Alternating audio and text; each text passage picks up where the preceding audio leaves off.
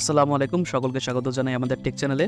আমরা দৈনন্দিন জীবনে অনেক ধরনের সফটওয়্যার ইউজ করে থাকি। এর মধ্যে কিছু সফটওয়্যার আছে যা আমাদের কম্পিউটারের মধ্যে প্রয়োজন শেষ হলো অনেক দিন যাবত পড়ে থাকে, আমরা সেগুলো আর ইউজ করি না। সেই অ্যাপ্লিকেশনগুলোর ব্যবহৃত ডেটাগুলো আমাদের কম্পিউটার জমা হতে থাকে এবং আস্তে আস্তে একটা সময় পরে দেখা যায় কি আমাদের কম্পিউটারটি স্লো হয়ে গেছে। এখন আমরা সেই কম্পিউটারের যে সব প্রোগ্রামগুলো আছে আমাদের চিরাচরিত নিয়মে যদি এখান থেকে কন্ট্রোল প্যানেল থেকে যদি কোনো প্রোগ্রাম আনইনস্টল করে দেই, কিন্তু ওই প্রোগ্রামটি আনইনস্টল হওয়ার পর ওই প্রোগ্রামের যে ব্যবহৃত ডেটাগুলো থাকে বা ইউজার ডেটাগুলো থাকে সেগুলো কিন্তু আমাদের সিস্টেমে রয়ে যায়। আমরা কিন্তু জানি না সেগুলো কীভাবে ডিলিট করতে হয়। তো আজকের ভিডিওতে আমি এরকম একটা প্রোগ্রাম দেখাবো যা সেই সিস্টেমের ডেটাগুলোকে ইজিলি ডিটেক্ট করে এবং নিজে থেকে ডিলিট করে দেয়। তাহলে চলুন শুরু করা যাক। প্রথমে আপনি আপনার যে ব্রাউজারটি আছে সেটি ওপেন করবেন এবং এখানে লিখবেন রেভো আনইনস্টলার এবং প্রথম সাইটটি ওপেন করবেন। এখান থেকে আসার পর আপনি জাস্ট যদি এখানে ফ্রি ডাউনলোডে ক্লিক করেন তাহলে সে আপনাকে ডাউনলোডের যে সাইটটি আছে সেখানে রিডাইরেক্ট করবে। এখানে আপনি দেখতে পারবেন যে রেভো আনইনস্টলার প্রো, এখানে ফ্রি ট্রায়াল লেখা। আপনারা ফ্রি ট্রায়ালে ক্লিক করবেন না, আমাদের জাস্ট এটা দরকার যে ফ্রিওয়্যার সফটওয়্যারটা আছে। এখান থেকে ফ্রিওয়্যার সফটওয়্যারটি ডাউনলোড করলে আমাদের যে সকল প্রয়োজনগুলো আছে সেগুলো সবগুলোই কমপ্লিট হয়ে যাবে। এখন আমরা এখান থেকে ডাউনলোড করলাম।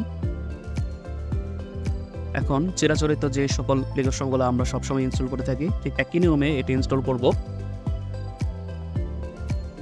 এখন ইনস্টল শেষে আমরা যদি রেভো আনইনস্টলারে ঢুকি তাহলে এখানে দেখতে পারবো যে বাকি সব সফটওয়্যারগুলো যেগুলো আমরা এক্সটার্নালি কম্পিউটারে ইনস্টল করেছি, যেগুলো আমরা সার্চ করে বা যে কোনো প্রয়োজন ইনস্টল করেছি সেই সকল সফটওয়্যারের লিস্ট এখানে আছে। এখন এখানের মধ্যে আপনি যদি উইন্ডোজ অ্যাপসেও ক্লিক করেন তাহলে উইন্ডোজ থেকে যে সকল অ্যাপ্লিকেশনগুলো দেওয়া থাকে সেগুলো এখানে আছে। আপনি চাইলে এখান থেকে যেসব অপ্রয়োজনীয় সফটওয়্যারগুলো আছে সেগুলো ডিলিট করতে পারবেন। এখন আমি আপনাদের যদি একটা অ্যাপ্লিকেশন আনইনস্টল করে দেখাই, যেমন যে আমি এই ইমুলেটরটা আর ইউজ করতে চাচ্ছি না, এখন আমি এটা ডিলিট করব, কিন্তু আমি যদি কন্ট্রোল প্যানেল থেকে ডিলিটও করি তাহলে ওইখানকার ডাটাগুলো থেকে যাবে। তো আমরা যদি এখান থেকে ডিলিট করি আপনি জাস্ট দুইটা ক্লিক করবেন।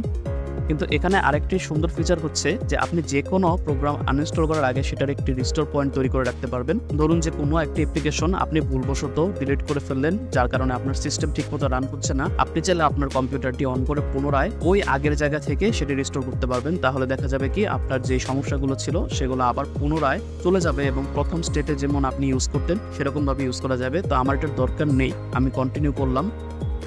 কন্টিনিউ করার পর এখান থেকে আমরা সব ধরনের যেই আনইনস্টলের আছে আমরা আনইনস্টল করে দিলাম।